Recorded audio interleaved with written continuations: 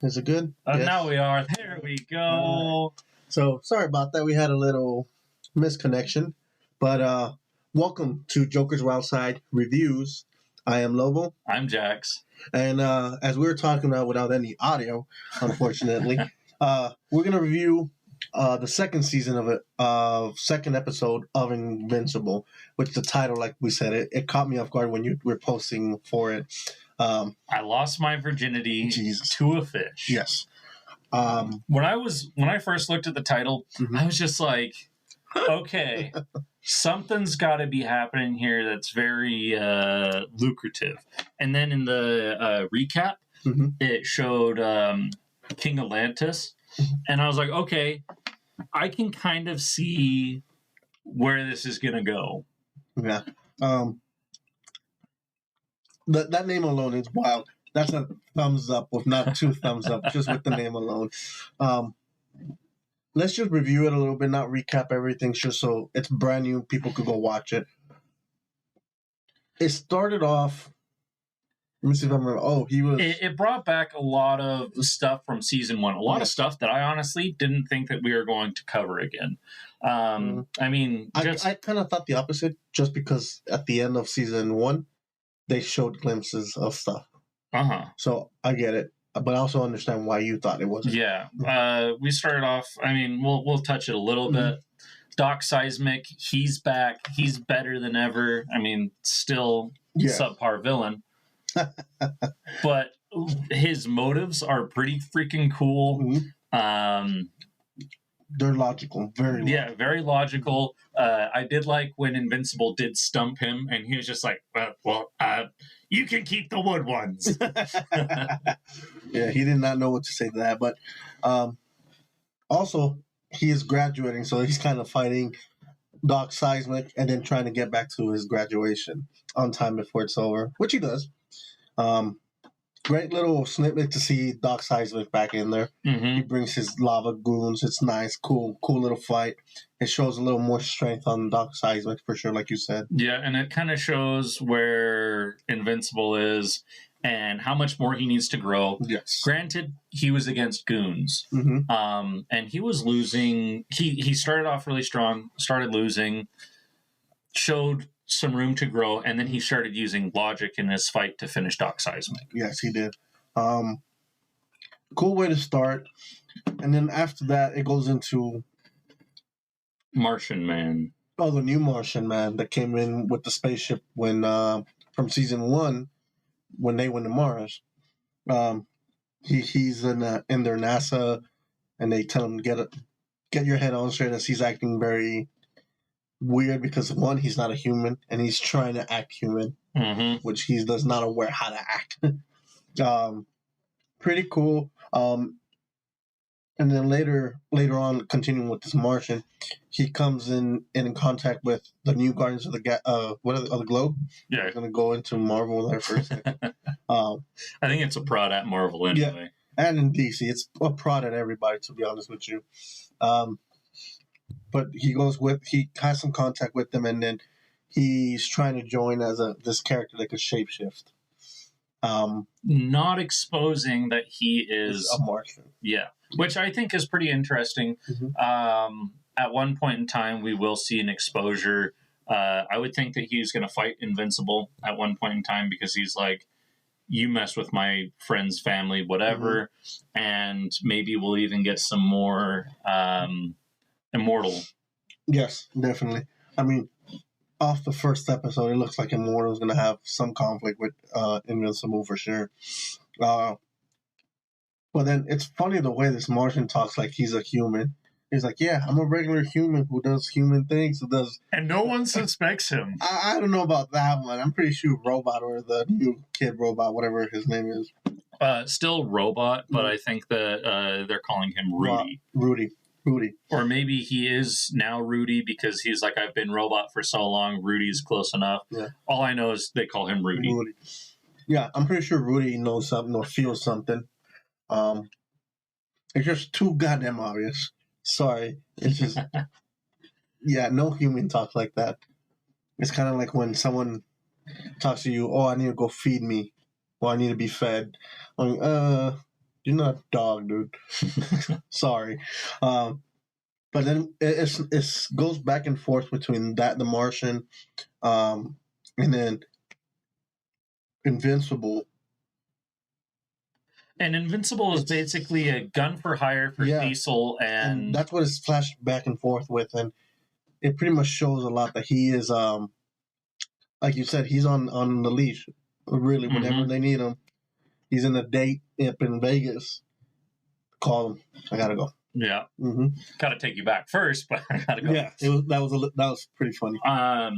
It's pretty interesting because now he's having to balance more with his life and his job. It is a job to be a superhero. Yes, especially working under Cecil. And there was some pretty interesting and dark stuff, which they're going to the Cecil's group is going to find out about. There was a little moment where Darkwing's sidekick, they got in a fight, and Darkwing's sidekick threw him into the Shadow Realm or something like that. Yeah, he took Yugi to the Shadow Realm. Yeah, something like that. And audio was cut off, and they had a little hash out, and Darkwing got caught, and he was blaming, or not Darkwing, I don't know what, I think he's taking Darkwing as the name now, so he's the new Darkwing. And he's basically being like, you killed the original Darkwing, and your father did, you're just like your father. And as Invincible is getting more and more irritated, there's a darkness there. Yeah, he just gets... I don't know if it was more of an intimidation tactic or if he was running short on his leash. And his emotions are very sensitive. So... especially right now. The Cecil's group does have the audio file for it, and they are scrubbing through it. They are trying to find out what happened. And there's going to be a red alert, and I can see where Cecil will start pointing the gun at Invincible for Immortal and Guardians of the Globe to attack him. Yeah. I think that's going to come back and bite him, but definitely. And then as this show goes on, I forget, there was something else that happened after the Darkwing. I think that it was the Martians. We got our timetable mixed up just a little bit. Okay. There was a moment where Invincible was standing at Adam Eve's house, and he was just on edge the entire time. He was like, I can't drink anything. I have to go. Yeah. Oh, the Adam Eve thing. That's what I forgot. That's happened. The season 1 ends with, when she runs away, her dad's a fucking dick. Sorry for cursing. It's just... what an asshole. Your ego. Get off your high horse. But Adam comes to see her mom. They're struggling. She tries to help her. Eve. Adam is the dad. Whatever. Adam Eve comes in to help him. Gives him, creates food out of nothing. Fills the fridge and then gives him a gold apple. And this fucking dickhead of a dad throws everything to the trash next time they come around. He's a proud guy. There's a line from proud to freaking starving, from suffering. Nah. Sometimes you need help. No, we all need help. Unless you're a billionaire and you could afford the world. But even those people don't have stuff. Yeah, there's stuff they cannot do. We all need a little bit of help. Excuse me. To have that kind of pride is ridiculous. But I get it why they're making that character. Because everything can be goody two-shoes, Oh, yeah. One thing that right after also, it showed the strength of how powerful Eve could be. Because, she created a lot of things from nothing. Yeah. She repaired the houses. She made the park, which came and bit her in the ass later. Yeah. And it was kind of just like a martyr for her dad, too, even. Yeah, definitely. But, I'm not getting into what happened after with the park, because I don't like politics, and that's pretty much why it wasn't fixed. The red tape. All that red tape, blah, blah, blah. Loop-de-doo. But how can I say this? Eve could disintegrate his freaking dad if he wanted to. she could literally make a thermonuclear bomb the size of a planet if she wanted to. Yeah. So for her dad to be such a dickhead, he's got to be careful what he says, because Adam Eve, if she flips, it's you are royally screwed, guy. But I don't think that's going to happen. I think Eve has a good heart. So I could see where she might go a little bit crazy. Flip. Yeah, I was just sitting there thinking about it. It's too early to expand off this information. We'll probably have a conversation about it. Yeah. But I don't want to send anything out there that I'm not confident and 100% believe in. It's kind of like a precursor before she became Adam Eve and was put into her life position. Yeah. So I will throw a little bit of a preview of what I think may happen, like a prediction. One, I think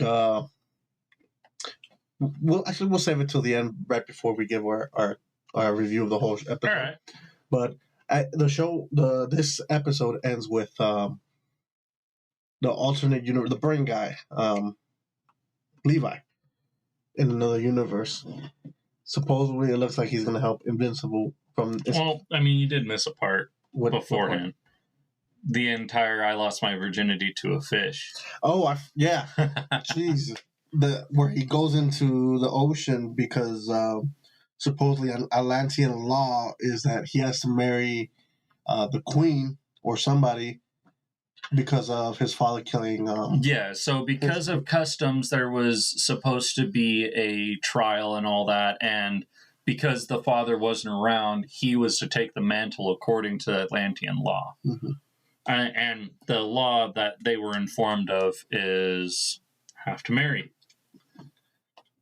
And then he shows up to the bottom and they said, no, we made away with that law. Now it's trial by combat. And this little unicorn fish comes out. He's like, oh, that's it. That's cute. It was, what is that fish that brings out the light? A grouper? Is that what it's called? Or in the dark, where it's just I think it's a grouper. No, I thought it had another name. But it's like in Nemo, where there's the light and it gets the attraction of the fish. And then there's a nasty, ugly thing on the end of it. I can't explain it better than a kraken. A crab kraken. Because they have big ass. Well, yeah, there's the octopus kraken, and then there's the... when I was thinking of kraken, I was thinking of the Titans. Oh, yes. Okay. The Titans kraken. Yeah, that makes more sense. But yes, this big old kraken comes, a whole big old fight comes. Then he gets in trouble, so Cecil tries to help him. Accidentally releases the freaking thing. And he starts going off on the Atlanteans. And instead of leaving like he was ordered, he goes in and helps out and somehow beats the Kraken. But he just got his momentum. Yeah. The thing is, after that, the Kraken sends that little dangly unicorn thing and slashes him back down. So I'm just imagining what happens down there. Later on, he pops up on the beach throwing up. That was pretty funny. So that was why they called it what they called it. Anglerfish. See, I freaking knew it was something like that. But yes, after that is when we go into Levi. Into another universe or dimension. Or whatever. Another alternate universe. And this universe seems like they have figured out the ability, or they have the technology to kill Omni-Man and Invincible. And capture them. Yeah, and capture them. And it looks a lot like the Superman holding cell, if I'm remembering. Yes, you are. Yeah. It ended pretty well. And then we see a female Cecil, which is fucking weird. But the guy tells him, like, oh, I'm not here to free you. Pretty much, like, I'm here to make sure you suffer for what you did to my friend. And he walks away and lets him have at it. Now, that was the episode. Prediction time. Do you have any? Prediction time. So we're still doing quite a bit of callbacks to the first season so far. A lot.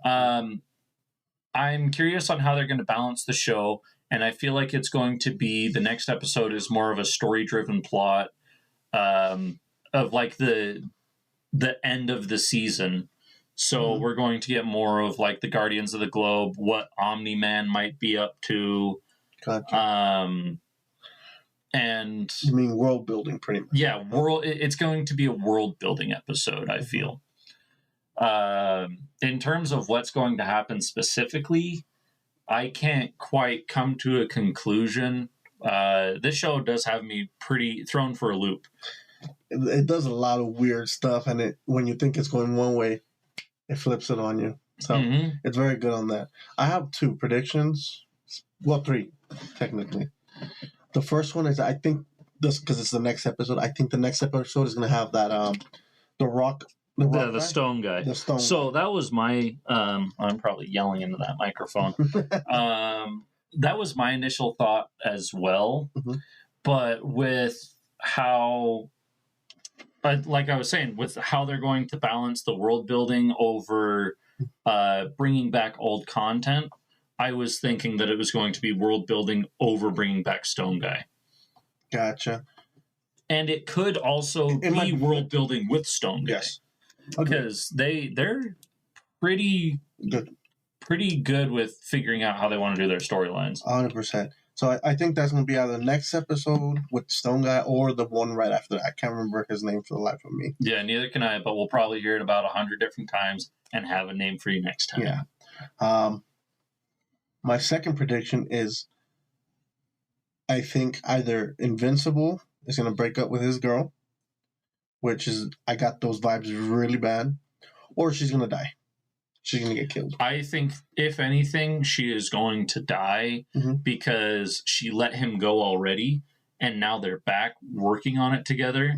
There's some pre-tale tales on that they're not going to be there much longer. They talked about going to school with your girlfriend, and they keep hammering the nail on trying to build that social life, and he's trying to get her out to be like, oh, the perks of whatever. Yeah. So instead of her just being gone, she's gone. Yes, I think so too. And then the final thing, crap, what was it? Oh my God. I rambled too much. Maybe a little, but no, it's just, I should have wrote this down.